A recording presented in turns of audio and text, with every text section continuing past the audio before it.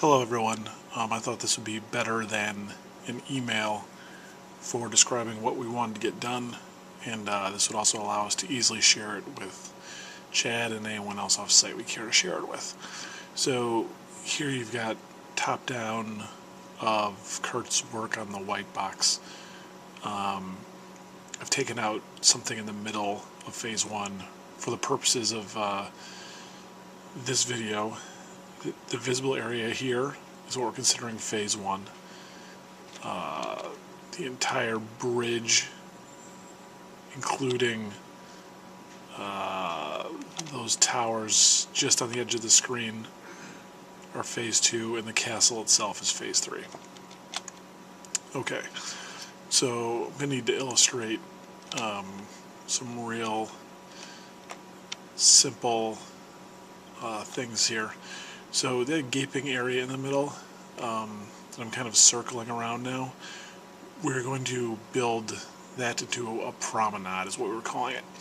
Promenade will basically be surrounded by columns. On top of each column will be a combo block. So for the sake of nomenclature, a block is not necessarily a block, it's just a piece of geometry that if it breaks, you'll get one integer added to your point multiplier for that shot. So the thinking here is if you can knock over the columns, the blocks on top of the columns will fall, they'll fall to the ground and shatter, and you'll get more points. So think of those in a circle here, maybe like 6 on the left side, 6 on the right side, with a big fountain in the middle. Okay, so for phase one, you will have one launcher. It will be in the center, slightly elevated, aroundish here. We've thought up a couple different shots for phase one, and we're going to basically build these out and play it and see how we do. Okay, so first shot is over the center here. At this point, there will be a we're calling them, going nomenclature correct here, what we're calling a shot icon in the design documentation. It's not any physical representation. It's not like, a statue or a flag. It's just a hovering, like, 4x multiplier. There's some debate to be had there as to whether being that explicit with it is better than, making something represent that and have it fit in the world, but right now the thinking is if just having a 4x there is good enough for burnout, it's good enough for us, so we'll see how it goes. Anyway, so this will be one ideal shot. You'll fly through here, hit the point multiplier, come down into the center of the promenade, and hit the fountain. And if you make the fountain go kablooey, that's big points. That's what we call a high value target. Shot number two. Likewise, I suppose if we were to give someone a boost shot, they could go through here and get very much the same effect. Okay, so shot two is going to be slightly off to the side. Perhaps you could nick the edge of the point multiplier here, crash into 1, 2, 3 pillars of the promenade here, knocking the combo blocks into each other. Same thing this way, this side, perhaps nicking the edge of the point multiplier. By the way, once you hit a point multiplier, it's gone forever. So if you burn on your first shot, it won't be there for your second or your third. Then 1, 2, 3 pillars here with combo blocks. Flip over the crab for massive damage. More paths. So that's kind of the center of the map. We've got let me just read this here. Oh yeah, so we are going to build the row of flags like I had sketched out in a little guardhouse here, and so one of the shots will be hit the flag.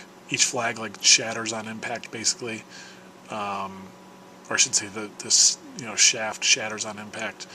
Flag drops to the ground. Each one is going to be worth a certain amount of points. They are considered high value targets. You'll hit 1, 2, 3 into the guardhouse. Guardhouse will look a lot like one of these wood buildings here. Pretty simple, not too detailed. And inside each of these will be different things. Maybe there'll be exploding blocks like this, maybe there'll be point multipliers, maybe there'll be just fixed number of points. So that's one shot, is into the flags and into the guardhouse off to the left here. Now to the sides of the promenade in a symmetrical fashion, shoot over this tower. The top of this tower will be a shot icon that turns your shot into a scatter shot. So basically the minute you hit this icon, your shot breaks apart into 3, 4, whatever pieces, and kind of sprays this whole area down here with the disrupted shots. And once again, inside of these kind of buildings will be different power-ups. Maybe you can destroy a couple, maybe you can't. We will see. And then similarly over here, this will be either a point multiplier or possibly a shot icon that gives you a boost, a speed boost. We haven't quite sorted that out yet. We know we want a speed burst, and then maybe we'll have like, tall building, then short building with something inside of it. So if you line it up perfectly, you'll be able to hit all that stuff in one go. That is phase 1 in a nutshell. I've got an asset list that Kurt has worked on. We'll send out a lot of that info here shortly. It's prioritized in the list we want things. In general, for this demo, we're going to treat stone as if it is very hard to break. Like, you'll want to go around stone. If you hit it in the game, you'll still do some damage to it, but it won't come anywhere near the level it does currently. So, if you're dead set on going through this wall, you'd be better go through the wood than through this. Maybe along those lines, we could hide some exploding blocks behind the walls, some combo multipliers, whatever, some stuff like that. I think we also maybe need to muck around with the shots, like leave the shots live after they've hit something, so you can maybe steer them into things after impact, but that's just a thought. Okay, so for that's phase 1. That is our first attempt at designing phase 1. Phase 2, we will move the launcher to a very similar situation right here. We're going to change it so you see this tower here will not be here. This big oval thing will be replicated here. Using Kurt's beam and physics constraint approach, we are going to build like a scaffolding on the far side of this one. It'll be like a crane, basically, is what it'll look like. And there'll be a rope hanging from the crane, and a bunch of cannonballs will be hanging in a net from the crane. There will be another crane over here on the other side with a rope and then something dangling off it. We talked about maybe a bag of TNT or maybe a statue or whatever. And the landing here, on either side of the landing, like here or where that pillar is now, we're going to have siege weapons. And they won't ever shoot at you, they're just for decoration. But there will be high, quote-unquote, high-value targets you can hit. We've also talked about having things down below here. We have not really mapped this out exactly, but we see this being it's like a quarry, almost. And that's what the cranes are for. They're for to lift like refined cannonballs up to the launchers here. And this is the quarry down below, and they'll have different houses and stuff like that in it. So here's your shots for... I'm not talking to myself, I'm talking to the camera. I'm not crazy. That was Scott Push, everyone. So here are your shots for... So once again, if you're looking at it from this, you'll see there's not a lot of action in the center of this bridge, right? Like this exploding block will not be here. And if you remember from before, the stone will not be an easy way. There'll be no easy way through the stone. So what we're encouraging people here to do is to do the fun stuff, which is steer around these stone things to hit exactly what you want to hit. So here are some shots. the shots we've got. Okay, yeah. So we've got up over here, point multiplier right here. Maybe it's a 2, maybe it's a 4, whatever. Then at this point you can crash into this thingy, this catapult, or this catapult, so you can kind of steer over.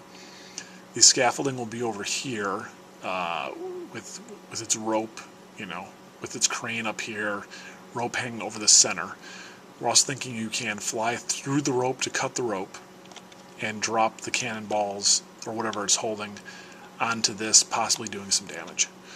To hit the crane, you're probably going to need to bring it out here and come back around like this. And the crane we think will be cool because it's this big thing that, using the physics constraint approach, should fall over nicely, look pretty cool. You know, I think we're going to have to come up with some camera angles for all this stuff that like once the crane starts falling, we go to some kind of fixed camera that's going to show it off really well, that kind of thing. But anywho, that's that.